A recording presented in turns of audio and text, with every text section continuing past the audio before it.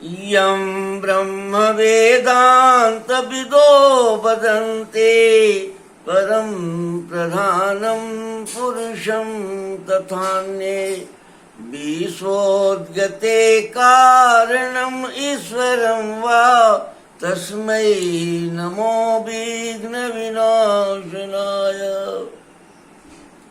हे गणपति देवता, आप मंगल मूर्ति हैं, जगत के विवेक हैं, आप कल्याणकारी देवताओं में माने जाते हैं, कंससनेस हैं, समझबूझ हैं। आप की कृपा के बिना सृष्टि की रचना में मनुष्य की भूमिका बहुत अच्छी नहीं हो सकती। इसलिए आप ये कृपा की हमारे देश में लोगों को आवश्यकता है। आप कम से कम बुद्धि, चित्त, चेतन, अहंकार, विवेक में लाने के लिए थोड़ा सा जो तत्व है उसका प्रयोग करें। ये मनुष्य बुद्धि से में भी नहीं है, चित्त, चेतन, अहंकार तो बहुत दूर की बात हो गई है। ऐसी स्थिति में आपसे प्रार्थना है कि आप कृपा करके थोड़ा सा ऐसा उपाय करें, ऐसा कृपा करें मनुष्य पर, ताकि उसमें चैतन्यता आए। अपने स्वास्थ्य के प्रति, अपने समाज के प्रति, अपने कर्तव्य के प्रति, अपने निष्ठा के प्रति, अपने ज्ञान विज्ञान के प्रति, अपने पारंपरिक कुल खानदान के द्वारा, ऋषियों के द्वारा, पूर्वजों के द्वारा जो स्थापित व्यवस्था है उसके प्रति थोड़ा सा जागरूक हो। अगर नहीं जागरूक हो रहा है, अगर आपकी यही इच्छा है, तो उसको विज्ञान के धरातल पर भी चलने के लिए मन प्रेरित किया जाए कि तू जिस विज्ञान की बात कर रहा है उसी विज्ञान के अनुसार चलो, लेकिन ये त्रिशंकु के जैसा लटक कर मत रहो। न भी आज का मनुष्य न ज्ञान के अनुसार चल रहा है, न विज्ञान के अनुसार चल रहा है। दोनों ही स्थिति में ये बीच का माने वो स्थिति प्राप्त कर लिया है और संकट की स्थिति में है। लेकिन इसको संकट है, लेकिन समझदारी संकट की नहीं है, समझता है कि हमको संकट नहीं है। ये पूरा का पूरा जो है प्रलय की ओर दौड़ के जा रहा है, लेकिन समझ रहा है कि हम क्रिकेट के मैदान में उस बहुत बड़ा इनाम जीतने की कोशिश में जा रहे हैं। ये स्थिति है इसकी देश की। अपने व्यवस्था में ये भय में है, लेकिन निर्भयता का डींग हाँक रहा है कि हम बहुत बड़े निर्भय हैं, हम बहुत जीतेंगे। क्या जीतेंगे पता नहीं, कौन सी जीत लेंगे। ये जब यही नहीं रहेंगे तो जीत लेंगे, इसमें कहीं संदेह नहीं। क्योंकि मोक्ष की प्राप्ति उनका भारतवर्ष में बहुत पहले से लोग इच्छा करते रहते हैं।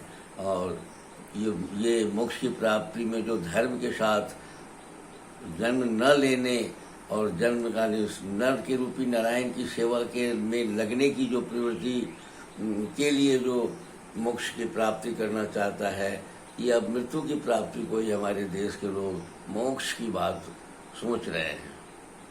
ऐसी परिस्थिति में आप थोड़ा सा इस सिस्टम को, जो पारंपरिक ज्ञान विज्ञान की व्यवस्था को आप थोड़ा सा सुधारिए और लोगों में ये प्रेरणा दे कि साहब ये अपने स्वास्थ्य के प्रति जागरूक हों, फिर से विचार करें अपने ऊपर कि साहब हमको क्या भूल हुई है, हम क्यों बीमार हैं। ऐसी परिस्थिति में आपके सिवा दूसरा कोई उपाय नहीं है। मैं श्याम बिहारी तिवारी वेद और आयुर्वेद का उपासक हूँ। इस कार्यक्रम के तहत आपको आयुर्वेद की, वेद की जो परंपरागत ज्ञान है उसके आधार पर चलने के लिए, प्रेरित करने के लिए मैं इस कार्यक्रम में प्रस्तुत होता हूँ। आप, मेरी इच्छा है कि आप जो है इस कार्यक्रम को अपने हाथ में लें और इस अपने को सोचें कि हम कैसे स्वस्थ हो जाएं। परंपरा आयुर्वेद की जो स्वस्थ होने की कला है, वह दिनचर्या है, वह रात्रिचर्या है, ऋतुचर्या है, सारे क्षेत्रों में उन्होंने अपने को बताया है। सिर्फ परिस्थिति परिवेश के अनुसार आपको अपने अनुरूप उसे कर देना है। उस विज्ञान के अनुसार भी अगर आप कर देते हैं तो आयुर्वेद ढल जाने की स्थिति में है। सिर्फ आप थोड़ी सी सतर्क होकर उस कार्य को करने की कोशिश करें। इस अभी जो कार्यक्रम हम लोग जो चर्चा करते हैं छोटी सी जागरूकता के संदर्भ में, उसमें है कि साहब हम लोग अब आयुर्वेद के माध्यम से जो रोग है, रोग निवारण की जो कड़ी में हमको बहुत सारा कैसे हम स्वस्थ हो जाएं और फिर से रोगी न हो, अगर रोगी हो गए तो उससे मुक्त हो जाए। जो स्वस्थता है हमारे पास, तो हम स्वास्थ्य की रक्षा भी, अपने स्वास्थ्य की रक्षा भी कर सके। इस कड़ी में मैंने आपको बताया कि प्रकृति भी जो ईश्वरीय व्यवस्था है, उसमें जो ब्रह्मांडीय व्यवस्था है, वह भी चूंकि जीव के रूप में प्रकट हुआ है, आपके रूप में वही प्रकट हो रहा है। उसी में आप प्रकट होते हैं और मिलते हैं। प्रत्येक जीव में वो सारे बातें हैं जो मनुष्य में है। सेवा, त्याग, प्रेम, करुणा, स्वतंत्रता, निर्भयता का ज्ञान उनमें भी है, लेकिन उनमें न्यूनतम है, आप में अधिकतम है। और उनके यहाँ वो भी काम, क्रोध, लोभ, मोह, मद मत्सर के आधार पर ही अपनी सृष्टि के विस्तार करते हैं।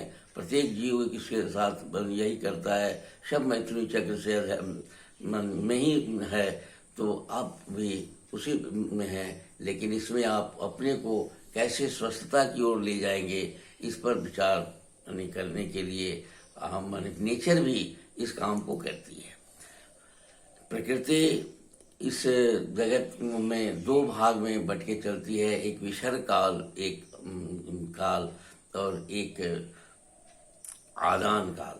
आदान काल में प्रकृति जो है हमारे शरीर की जो विकृतियां हैं, हमारे शरीर के जो बढ़े हुए तत्व हैं, उनको हटाती है, निकालती है, शोधन करती है। हम जैसे आयुर्वेद में पंचकर्म इत्यादि करते हैं, उसी तरह से वो भी अपने कर्म के अनुसार इसको करती है। प्रतिदिन अग्नि की स्थापना करती है। हम जो भी खाते हैं शरीर में मिलाती है, प्रकृति के साथ उसको जोड़ती है। तो हम 10 बजे से लगभग, जहाँ सूर्योदय के बाद 10 बजे तक ले तो वायु का पीरियड रहता है, लेकिन 10 बजे के बाद अग्नि की पीरियड शुरू हो जाती है। 10 से 4-5 बजे तक हमारे शरीर की अग्नि को स्थापित करने की कोशिश प्रकृति करती है। लेकिन आयुर्वेद के ऋषियों के अनुसार जब हम उस समय भात, रोटी, दाल कुछ खा लेते हैं तो वो नहीं, वो प्रकृति वहाँ फिर कफज हो जाती है और उस व्यक्ति को के भीतर की अग्नि को स्थापित करने की काम नहीं करती है। इसीलिए मैं बार बार कहता हूँ कि आप 10 बजे खाएं, फिर रात में खाएं, और दोपहर में भूख लगे तो भुंजा फल खाएं। इससे कोई कफ की स्थिति नहीं बनेगी। प्रकृति के साथ आयुर्वेद भी अपतर्पक और संतर्पक दो तरह की बीमारी, या जो संतर्पक है वो विसर्ग काल का प्रतिनिधित्व करता है। विसर्ग का तो संतर्पक विसर्ग है और अपतर्पक आदान है। संतर्पक में हमारे शरीर में अगर कोई कमी आती है तो उस कमी की पूर्ति के लिए हम कोशिश करते हैं। जैसे आज एक छोटी सी बात आप है कि सूरज की रोशनी के अभाव में बहुत सारे लोगों को विटामिन डी की कमी हो जाती है। तो अब सूरज के 5-10 मिनट अभी अगर सूरज की रोशनी ले लेते हैं लोग, रोज अगर सूरज की रोशनी के साथ जुड़ के जो चलते हैं, उनको विटामिन डी का अभाव नहीं होता, उनकी हड्डियां ठीक रहती है, वे स्वस्थ रहते हैं। तो आयुर्वेद में बनी ये जो तेल की मालिश है, यह भी एक चिकित्सा। आयुर्वेद में कई तरह की चिकित्सा है जो पूरे रोग को ठीक कर सकती है। तैलाभ्यंग एक चिकित्सा है जिसके माध्यम से पूरे शरीर में सारे प्रकृति की जड़ी बूटियों को, खाद्य पदार्थ को भेजा जा सकता है। जब हम वो तेल की पकाने की आयुर्वेद में विधि है, और उस विधि से बनी सारी जड़ी बूटियों का को तेल पर चढ़ाया जाता है, और तेल पर उनके गुण चढ़ाए जाते हैं, और तेल का जब हम अभ्यंग करते हैं तो हमारे शरीर में स्फूर्ति, ताकत, मांस इत्यादि की भी वृद्धि हो जाता है, और उसका पाचन हमारे चर में पित्त को आयुर्वेद कहता है कि भ्राजक पित्त हमारे चमड़े में रहता है, और भ्राजक पित्त के माध्यम से, रोमकूप के माध्यम से तेल पूरे शरीर में चला जाता है और सभी बीमारियों को मुक्त करता है। मन मस्तिष्क वायु के सभी रोगों को तो निश्चित रूप से मुक्त करता है, पित्त और कफ के रोगों को भी दूर करता है, लेकिन पित्त के विपरीत जो द्रव्य हैं, पित्त को जो शमन करने वाले द्रव्य हैं, उनसे तेल पकाकर जब हम अभ्यंग करते हैं, मालिश करते हैं, तो पित्त के रोग दूर होते हैं। कफ के विपरीत पदार्थ का इस्तेमाल करते हैं, तेल पकाते हैं, तो कफ का रोग दूर करते हैं। यानी अगर आप चाहें तो सिर्फ तेलाभ्यंग से भी पूरे के पूरे सभी रोगों को इलाज की जा सकती है। आयुर्वेद में ऐसी व्यवस्था है। तेल के माध्यम से संतर्पण भी होती है, तेल के माध्यम से सारा कुछ होता है। पंचकर्म में भी तेल का इस्तेमाल होता है। वमन विरेचन के साथ साथ उन्हें स्वेदन और तेल का अभ्यंग यानी तेल का लगाने से रोग ठीक हो जाते हैं। इसी के साथ आज का यह कार्यक्रम आपको समर्पित करते हैं। आगे इस कड़ी में हम आपको आगे बताते रहेंगे कि आगे बहुत सारा कौन सा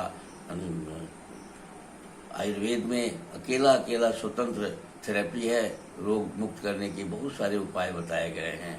धन्यवाद।